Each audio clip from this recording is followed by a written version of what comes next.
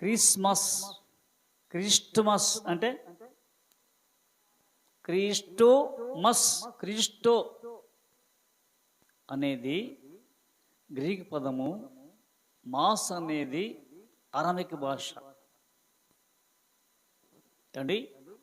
Cristo అంటే క్రీస్తు అని, మాస్ అంటే ఆరాధన, ఆరాధన. ఏమండి క్రిస్మస్, క్రిస్మస్ ఏం చేస్తున్నావు? క్రీస్తును మిస్ చేస్తున్నాం. మిస్ అంటుంది తప్పిపోతున్నాం, తప్పిపోవటం. మిస్ అయిపోయినది తప్పిపోవటం. కానీ ఇక్కడ కాదు, క్రీస్తు పుట్టడం వలన మనకేంటి ప్రయోజనం ఏమండి? కానీ క్రీస్తు పుట్టడం వలన ఒక విశేషం ఉంది. ఏమిటంటే క్రీస్తు పుట్టుకలో అండి ప్రజాసంఖ్య, జనసంఖ్య రావటానికి మూలమైంది. ఏముందంట? జనసంఖ్య అంటే అంతకుముందు ప్రపంచంలో జనాభా లెక్క లేదు. క్రీస్తు జన్మించినప్పటి నుండి జనాభా ప్రారంభమైంది. అంటే క్రీస్తు పుట్టుక ముందే ఆ కాలంలో జన్మిస్తాడనే సందర్భంలో ఏంటి అక్కడ కురేనా సిరియా దేశాధిపతి ఉన్న కాలములో జరిగిన మొదటి ప్రజా సంఖ్య. ఈ సంఖ్యలో నుండి క్రీస్తుకు పూర్వము, క్రీస్తు శకము ఎవరు నమ్మినా నమ్మండి, క్రీస్తు పుట్టిన నుంచి ప్రతి వారు బర్త్డే చేసుకోవచ్చు, ప్రతి వారు మ్యారేజ్ చేసుకోవచ్చు, ప్రతి వారు ఫంక్షన్ అంటే డేట్ ఉండాల్సిందే.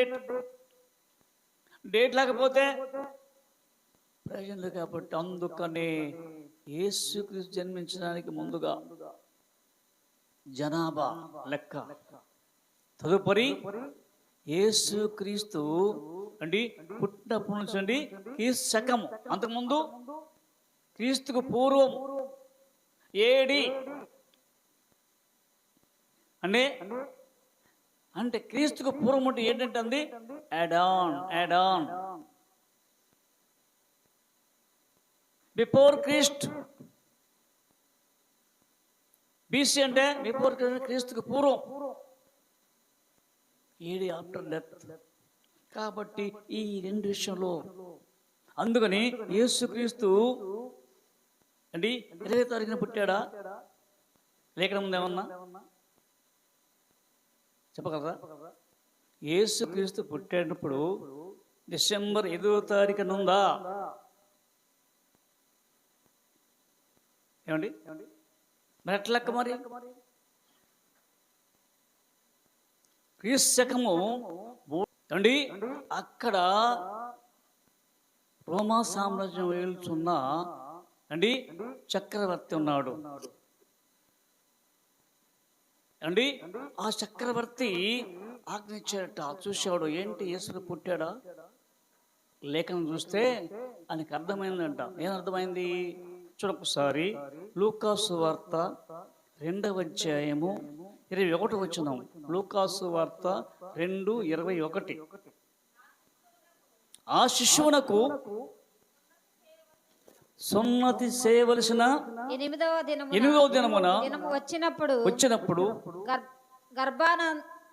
గర్భమందు ఆయన పడక మునుపు దేవదూత చేత పెట్టబడిన యేసు అను పేరు వారు ఆయనకు పెట్టి చాలా అండి. ఇప్పుడు సున్నతి చేసింది 8వ దినమున. అయితే ప్రాణం అంటే జనవరి పండగ, జనవరి 1వ తారీఖు. జనవరి నుంచి 8 రోజులు వెనక్కి చూడండి, ఎన్ని ఉన్నాయి? జనవరి నుంచి 8 రోజులు అంటే డిసెంబర్ 1, తర్వాత 30, 29, 28 అండి, 27, 26, 20 ఎన్ని? 8 రోజులు. కాబట్టి అందుకనే కాల్కులేషన్ చేసేట హెరోదు దినాల్లో, ఈ రోజు కాదు, 13వ రోజు. అందుకని క్రీస్తు శకమని ప్రారంభించాడు. ఎవరు చెప్పినా ఎవరు చదవకపోయినా అది రూఢి రూఢి. కాబట్టి క్రీస్తు డిసెంబర్ 20వ తారీఖునే పుట్టాడు. ఎక్కడ లేఖనం చెప్తుంది, నేను కాదు. ఇప్పుడు యేసు ప్రభు పుట్టిన తర్వాత సున్నతి ఎన్నో రోజు? 8వ దినమున. మొదటి ఒకసారి ఆ శిశువునకు సున్నతి చేయవలసిన 8వ దినమున దినము వచ్చినప్పుడు గర్భమందు ఆయన పడకమునుపు దేవదూత చేత పెట్టబడిన యేసు అను పేరు వారు ఆయనకు పెట్టిరి. మోషే ధర్మశాస్త్రము చొప్పున వారు తమ్మును శుద్ధి చేసుకొనుచు దినములు గడుచు వరకు ప్రతి తొలుచూలు మగపిల్లను ప్రభువునకు ప్రతిష్ఠ చేయబడవలెను. పరిశుద్ధపరచుట లేక ప్రత్యేకింపడం. అందుకనే పుట్టిన ప్రతి వ్యక్తి నుండి అదిగో వాష్ అవుట్ చేస్తుంది. Wash out. దాన్ని బట్టి అనేక మంది, అయ్యా ఇదిగో 7 రోజున స్నానం చేయాల, 9వ రోజున, 11వ రోజున చేసిన తర్వాత అప్పుడును తీసుకెళ్తారు. ఎక్కడికి? మందిరానికి తీసుకెళ్తారు. కాబట్టి అందుకు ఇక్కడంట క్రీస్తును ఆరాధించుట. ఎట్లా ఆరాధించాలా అంటే ఒక ఆమె చెప్తుంది, దేవుని ఎరిగి పాపలు పడిన ఆమె సమరయ స్త్రీ ఏముంటుందామే యేసు ప్రభుతో, అయ్యా నీవు ప్రవక్తని గ్రహించున్నానే, ఈ పర్వతము మా పితరులు ఆరాధిస్తారయ్యా. అమ్మా ఆరాధిస్తాము, ఇక్కడ లేదు. యెరూషలేములో అనుకున్నావా? కాదు. కానీ ఆరాధించాడు ఆత్మతో సత్యముతో ఆరాధించ. ఏంటి ఆత్మతో? ఇప్పుడు వచ్చిన మనం ఉందండి, నిజంగా ఆత్మతో ఆరాధిస్తున్నామా? ఏంటి ఆత్మ నుండి ఆత్మ వర్ధలట, ఆత్మ నుండి తీవ్రత అన్న తీవ్రత. ఈ ఆత్మతో దేవుణ్ణి గణపరచాల, ఈ ఆత్మతో దేవుణ్ణి మహింపరచాల, ఈ యొక్క ఆత్మతో దేవునికి మంచి మీద సంపాదించాల. కానీ ఆత్మతో సత్యమనగా క్రీస్తు.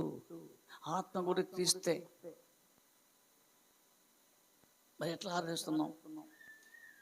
ఎందుకని మొట్టమొదటిగా అండి సువార్త పట్టించింది ఆమె. ఎవరికి అంటే ఎప్పుడైతే తన జీవితం మార్పు చెందిందో అని యేసుక్రీస్తు వార్త విని ఏమింది? తన పాపమంతా బట్టలు చేసేట. అమ్మా ఇదిగో ఈ నీళ్లు తాగుతాడు, మరలా తప్పికొంటాడు. నేను ఇచ్చిన నీళ్ళు మాత్రం మరెన్నడు ఎప్పుడు దప్పికొనడు. చూడండి ఆసక్తి.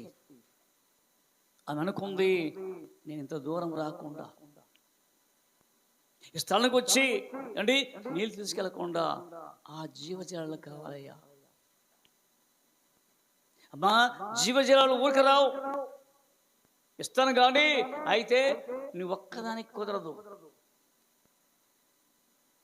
అండి, నీ పెళ్లి పిలుచుకురాపో అనుకుంటుంది.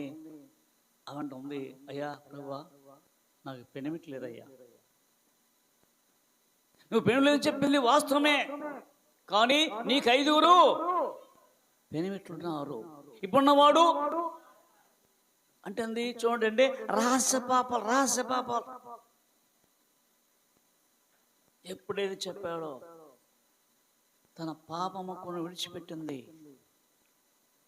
ఊర్లోకి వెళ్ళిపోతుంది.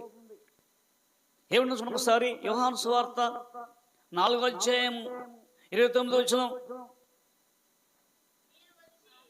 ఆ స్త్రీ తన కుండను విడిచిపెట్టి తన కుండ విడిచిపెట్టి ఊరిలోనికి వెళ్ళి మీరు వచ్చి నేను చేసినవన్నీ ఇదిగోండి ఆమె చెప్తున్నట్ట, అయ్యా నీ చేసినవన్నీ నాతో చెప్పిన మనుషుని చూడుడి చూడండి. ఈయన క్రీస్తు కాడా? చూడండి ఒకసారి. అయ్యారా, ఇదిగో నేను చేసినవన్నీ ఈ దినాల్లో అంటే ఇక్కడ ఈ యొక్క క్రిస్టోమాస్ చదువు మరి విడిచిపెడతావా నువ్వు? నీతో మాట్లాడుతావు, నాతో మాట్లాడుతావు కాబట్టి ఒకసారి యోచించండి. నేను చేసినవన్నీ నేను చేయరాని కాలం చేశానయ్యా, నీ వాక్యము నాతో మాట్లాడుతున్నది. ఒక్కసారిగా ప్రభా నాలో ఉన్న అండి అదిగో సద్గుణాలన్నా సద్గుణాలు కాదు అంటే అంతరంగంలో పాపం అనే గుణాలు ఉన్నవి. అయిపోవాలంటే ప్రభా ఇదిగో నీ ఎదుకు ఒప్పుకుంటున్నాడు. మరి యేసు దగ్గర ఏం ఒప్పుకుందో అక్కడ రాయబడలేదు, కానీ ఇదే వచ్చి ఉంది, నేను చేసినవన్నీ అదిగో నాతో చెప్పిన వాళ్ళు చూడండి. నేను మెస్సీ కదా అని ఊర్లోనికి వెళ్ళాడట. ఊరికేమన్నారు జనాలు? ఈయన క్రీస్తు కాడా అని ఆ ఊరి వారితో చెప్పగా ఆ ఊరిలో నుండి వారు ఆ ఊరిలో నుండి బయలుదేరి. ఎందుకని చూడు, ఆమె మాట విని ఊర్లో బయలుదేరతారట. మరి నీవు బయలుదేరి చెప్పే వార్తలను వింటూ వస్తారా ప్రార్థనకు? అయ్యా కొత్త సంవత్సరం అవుతుంది, ఇది క్రిస్మస్ 24వ తారీఖు గడిచిపోతుంది, 25 వస్తుంది. మరి ఏం చేయాలా అండి? మనమంతా మన జీవితంలో చక్క పెట్టకుండా ఏదో పండగ చేస్తున్నాం. పండగ కానీ ఈ పండగ అట దేవుని కట్ట అసహ్యమంట. మీ పాటలు అసహ్యము.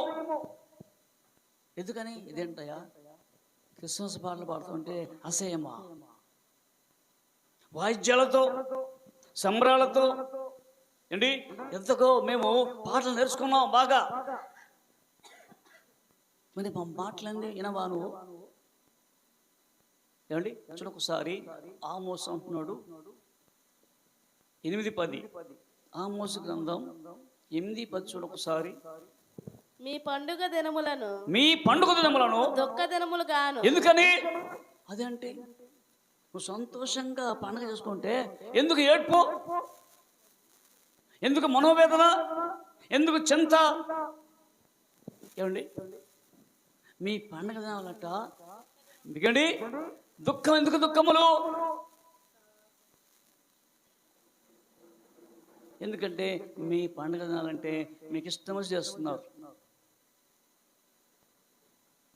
కాబట్టి మీ పండుగ దినాలు అంటే దుఃఖముగా ఉన్నాయి. మీ పాటలను ప్రలాపములుగాను చెప్పండి. పాట పాడుకోండి. ప్రలాపం ఉంటుంది, ఏడవటం. ఒకవైపున దుఃఖము, రెండో వైపున ప్రలాపం అంటే ఏడవటం. ఎప్పుడు ఏడ్చేది ఏంటి? అదిగో పాతాళంలో యాతన ముడుస్తున్నాడు ధనవంతుడు. ఎందుకు ఏడుస్తున్నాడు ధనవంతుడు? యాతనకు అండి ఆ యొక్క తాళలేక అగ్నిగుండంలో పడి, అయ్యా అబ్రహాం కుమారుడా, ఓ అబ్రహాం గారు, ఇదిగో ఈ యొక్క యాతన స్థలంలోకి వెళ్ళొచ్చానయ్యా.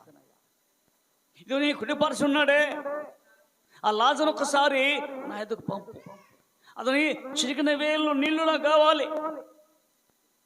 అన్న పాడబడ్డా? పాడలా. మరి ఎవరు పాడేది పాటలో? వాళ్ళు పడేది ఎవరు అంటే దాన్ని పురస్కరించి చెప్తున్నాడు ఇక్కడ అండి. మీరు వాయిద్యాలు వాయిస్తారు, బాగానే పాటలు పాడతారు, కానీ నాకు అసహ్యము. ఎందుకని? హృదయం ఇయ్యకుండా బాహ్యంగా ఎంత పాడినా, ఎంత పెదవులతో ఉచ్చరించినా, మంచి మాటలు వల్లించినా కుదరదు. అది ఆరాధన కాదు. కాబట్టి ఒక్కసారి యోచించండి. అందుకని ఈమె చెప్పిన మాట బట్ట ఊరు అందరూ మీ పాటలను ప్రలాపములుగాను చాలు. యోహాను సువార్త ఊరు అందరూ ఎక్కడికి వెళ్ళారు? వారు ఊరిలో నుండి బయలుదేరి ఆయన ఎద్దకు వచ్చుచుండిరి. ఆలోగా శిష్యులు బోధకుడా భోజనము చెయ్యమని ఆయనను వేడుకొనిరి. అందుకాయన భుజించుటకు మీకు తెలియని ఆహారము నాకు ఉన్నదని. చూడండి, ఇక రేపుగా అయిపోతుంది. ఈరోజే తెలియని ఆహారం అన్నది ఒకళ్ళకి తెలియకుండా ఒకళ్ళు చేసుకున్నాం. ఆహారం అంటే ఏ ఆహారం అంట? ఈ ఆహారం కాదండు. దేవుని పని చేయాలా, దేవుని యొక్క కార్యము నెరవేర్చాలా. ఆయన పంపాడే, నన్ను పంపాడు. చూడకండి, ఆయన పనిని నెరవేర్చడయు, ఆయన పని తుదంపుట్టు నాకు ఆహారం అయ్యా. మీరు తేవచ్చు. సుఖార గ్రామంలోకి వెళ్ళి మంచి భోజనం తయారు చేసుకొచ్చారు, మంచిదే. కానీ ఇదిగో మీకు తిన ఆహారం నాకు ఉంది. ఆయన బాధ ఏంటి? ఆయన శ్రమ ఏంటి? ఆయన ఇబ్బంది ఏంటి? శిష్యులు ఆయన భుజించుటకు ఎవడైనా ఏమైనా తెచ్చినేమో అని ఒకరితో ఒకరు చెప్పుకొని ఏమంటారు? శిష్యులట ఏంట్రా, ఎంత కష్టపడి ఊరు లోపలికి వెళ్ళి మరి ఎక్కడ ఆహారం ఉందో అవన్నీ కనుగొని ఇంత దూరం తీసుకొస్తే ఎవరు తెచ్చిపెట్టారు? అనుకో, ఎవరు పెట్టి ఉంటారు అన్నాడు. కానీ యేసు వారు చూచి నన్ను పంపిన వాని అంటే ఎందుకని చూస్తున్నాడు? అంతకుముందు చూడలేదా వాళ్ళని? ఏమండి, యేసు వారిని అంటే రోజు చోట్ల ప్రత్యేకంగా వారిని ఎందుకు చూస్తున్నారు? ఇప్పుడు ఈ దినం నిన్ను చూస్తున్నాడు. వాక్యం ద్వారా వాక్యం వింటున్నావా? నువ్వు చెవును పెట్టావా? వాక్యాన్ని ఏదో అంటే విని వెళ్ళిపోయినట్టు కాదట. వాక్యం అంతరంగంలో ప్రతి అణువును తాకాల. ఈ వాక్యం చేస్తుండే ప్రతి వారిని చూడొకసారి. హెబ్రీ పత్రిక 4:12, హెబ్రీ 4:12 చూడొకసారి. ఎందుకనగా దేవుని వాక్యము సజీవమై. ఏది వాక్యము? సజీవం అంటే ఎప్పుడు జీవించేది వాక్యం అంటే దేవుడే. బలము అంటే ఏముందండి? శక్తి ఉంది దానికి. దేనికి? వాక్యం అనగా దేవునికి అది బలము గలది. రెండంచులు గల ఎటువంటి ఖడ్గము కంటే. రెండు అంచులు అంటే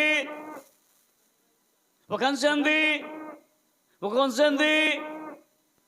ఏమండి, రెండు అంచులు అంటే ఎట్లా?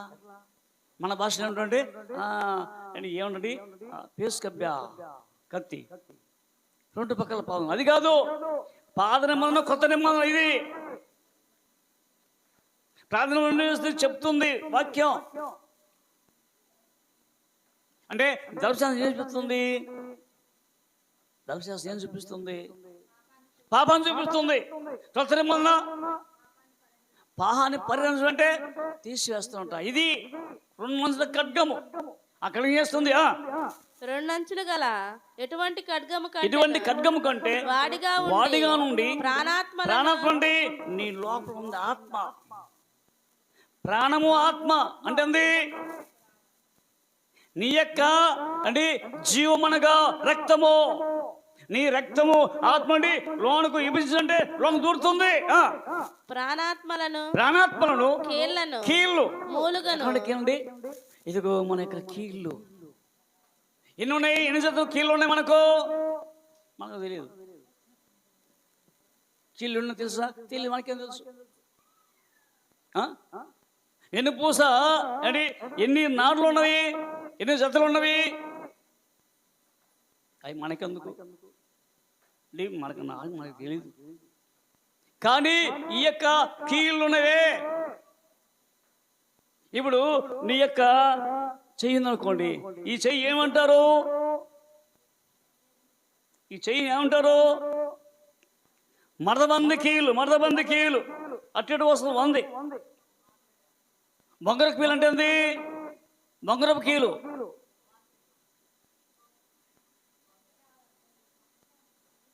బొంగరపు కీలు అంటే బెడ.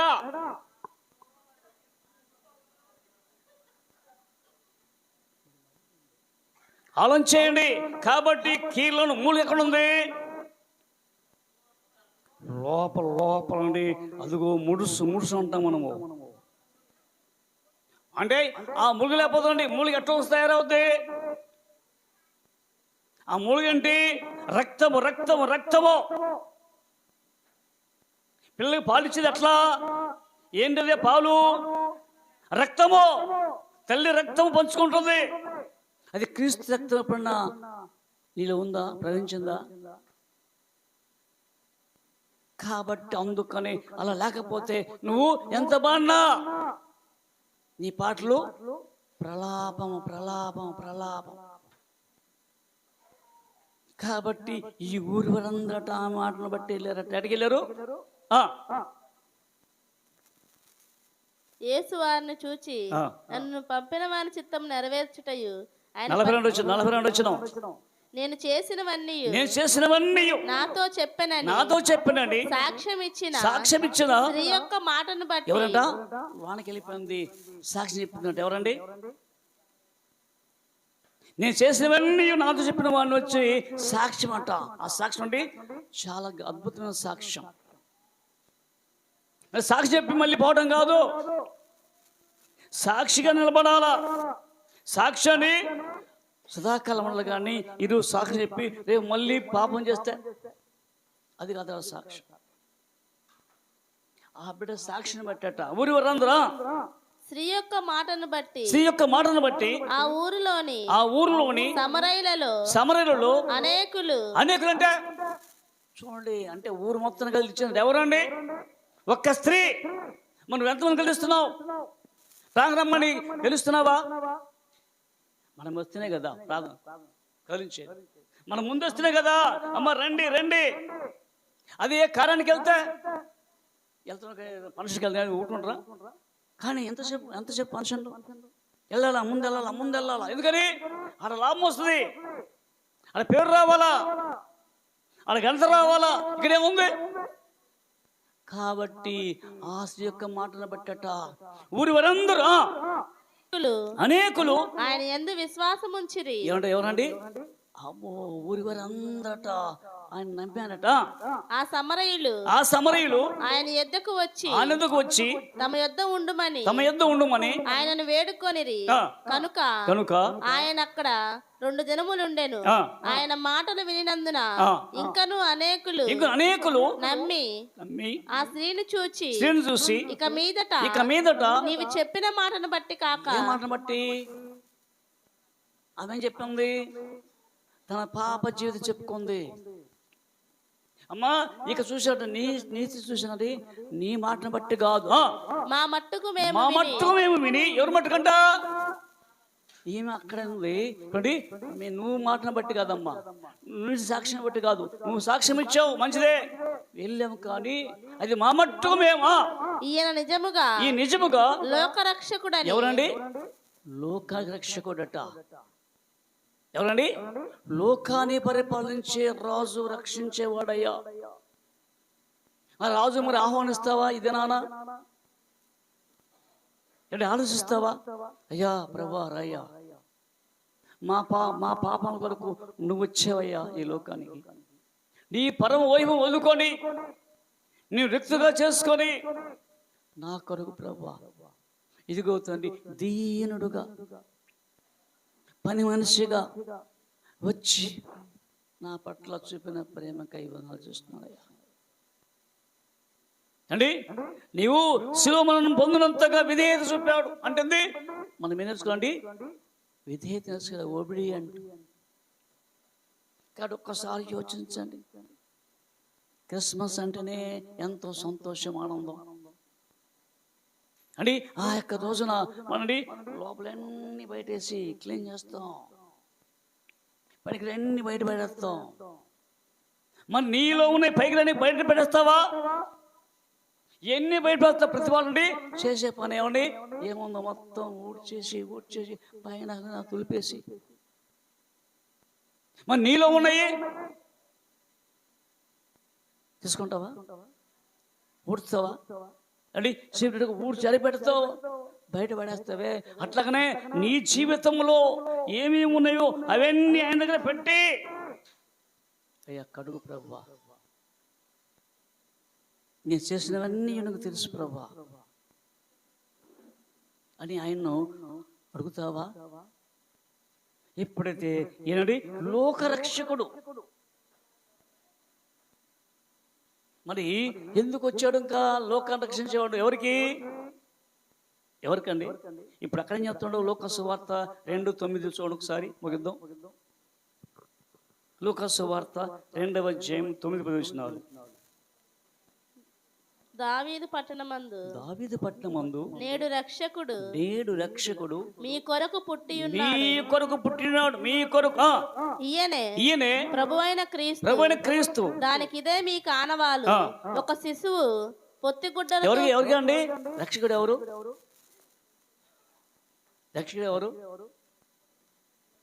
చెప్పండి? ఎవరు రక్షకుడు? ఎవరికి?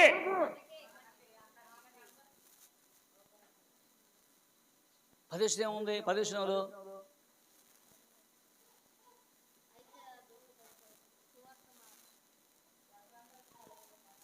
ప్రజలందరికీ. ఎవరికి? నమ్మిన వారికా, నమ్మని వారికా, లేక చెట్టు కింద ఉన్న వాళ్ళకా, లేక అని ఆ దేవుణ్ణి మాకొద్దు అన్న వాళ్ళకా? కానీ అందరికీ. మైకేమన్నాడు? నేడు రక్షకుడు మీ కొరకు పుట్టినాడు. సపరేట్ చూడండి. ఎవరి కొరకు రక్షకుడు? ఎవరి కొరకు? మీ కొరకు పుట్టినాడు. ముందేమో ప్రజలందరి కొరకు, అంటే ప్రపంచంలో ఉన్న 800 కోట్ల మంది కొరకు జనాభా. మరి ఇది నాన్న, ఎందుకంటే నమ్మారు కాబట్టి మీకు ఇదిగో రక్షక పుట్టాడమ్మా. కాబట్టి యోచిస్తున్నా ఒక్కసారిగా రక్షకుడిగా నమ్ముతావా? నేను ఇక్కడి నుంచైనా కానీ నీ జీవితాన్ని చక్కబెట్టుకుంటావా? అయ్యా ఇక నుంచి అయ్యా నేను మాత్రం నీ సన్నిధిలో కొరమట్టుగా ఉండి జారిపోకుండా అండి నిలిచేలాగా ఉండాలా. మనం ఏమనుకుంటే ప్రతి వాళ్ళు నేను బాగున్నాను, నిలిచి ఉన్నాను అనుకుంటా. ప్రతి వాళ్ళు ఏమనుకోండి నేను నిలిచి ఉన్నాను, బాగున్నాను, మంచిగా ఉన్నానంట. కానీ యశస్సునాడు పౌలు 1 కొరింథీ పత్రిక 10వ అధ్యాయం 10 చూడండి, 10 కొరింథీ పత్రిక 10వ అధ్యాయం 10 వచనం. మీరు సనుగకుడి, వారిలో కొందరు మీలో సనగడు, వారిలో కొందరు సనిగి సంహారము చేత నశించిరి. ఈ సంగతులు దృష్టాంతములుగా వారికి సంభవించి యుగాంతమందున్న మనకు బుద్ధి కలుగుట. ఇది మన యుగం, ఇది కృపయుగం. మనకు బుద్ధి కలగటానికి, మనకు బుద్ధి కలుగుటకై రాయబడెను.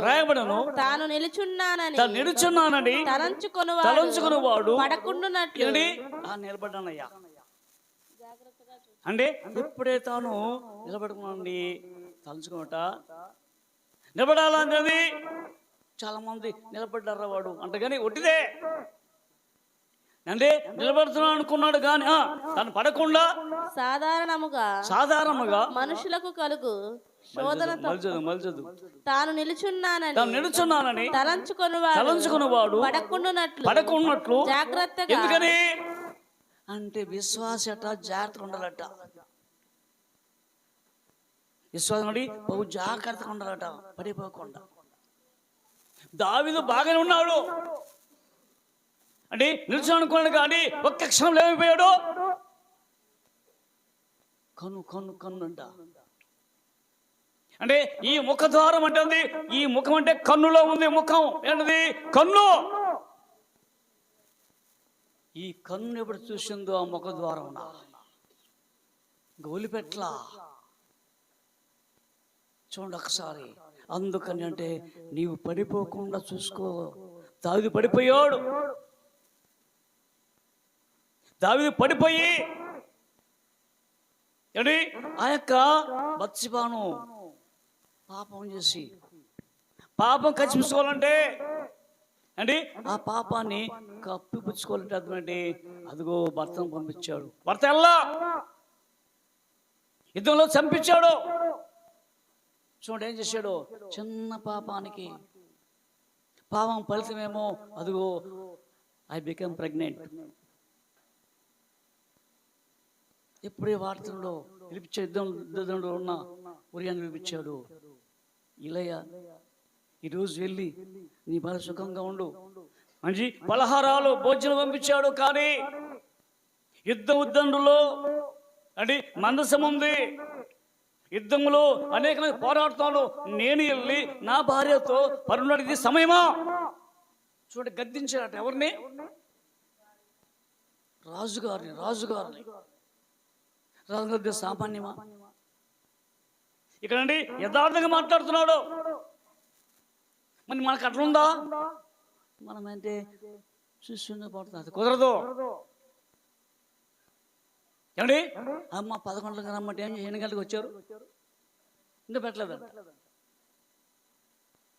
11 గంటలకంటే రేపు 11 గంటలకు అనుకోండి. ఈరోజు రేపు అయిందిగా, ఈరోజు 11 గంటలు అండి. ఎన్ని గంటలకు వస్తారు? 12 గంటలకు వస్తారు. అట్లా కాదు. కాబట్టి మనం అంటే టైం అంటే టైంకి ఖచ్చితంగా ఉండాలి అక్కడ. కాబట్టి అండి క్రీస్తుని ఆరాధించాలంటే ఆత్మతో సత్యముతో. ఆ ఊరి వారందరూ సుఖారాయణ వారు అందరూ ఏంటి ఈయన లోకరక్షకుడు నమ్ముతున్నాము. లోకరక్షకుడు అంటే లోకంలో అందరూ రక్షించడానికి వచ్చాడు కాబట్టి అందుకని క్రిస్టోమాస్. అది తెలియకుండా మన ఇష్టం వచ్చిండగా చేస్తున్నాం. ఈరోజు అయిపోయిందనుకోండి, రేపేం చేస్తాం? మరుసనాడు 20 దాటింది అనుకోండి, మన ఇష్టం చేసు. అలా కాకుండా దేవుని ప్రతిరోజు ధ్యానించి ఇప్పుడే దేవుని కలిగి ఉన్నామో ప్రతిరోజు క్రిస్మసే. అలాంటి క్రిస్మస్లో ఉండాలని కోరుచు ఈ కొద్ది మాటలు దీవించగా ప్లాన్ చేసుకుందాం. కృప ఇంకా మనం కలుతండి. ఈ కొన్నాళ్ళు ఈ రాత్రికాల సమయంలో ప్రభా అనేక మంది నిద్రపోతున్నారు. కానీ మేమైతే ప్రభా ఈ మందిరం తండ్రి చేరి ఇంతవరకు నీ వాక్యం ప్రభా ధ్యానించున్నాం. ఇదిగో ప్రభా మేము పాటలు ప్రభా తండ్రి ఇక అసహ్యంగా ఉన్నవి ప్రభా. మేము వాయించే వాయిద్యాలు ప్రభా ప్రలాపముగా మాత్రమే చెప్పావు ప్రభా. కాబట్టి ఆత్మతో సత్యముతో ఆరాధించబడిగా మనం స్థిరపరచండి. కొన ప్రభా కొత్త సంవత్సరం రాబోతుంది. అప్పుడైనా నీ వాగ్దానం తండ్రి మేము పట్టుకొని వాక్య ప్రకారముగా జీవించడానికి దేశం తండ్రి ఎప్పుడు వస్తావో తెలియదు ప్రభా.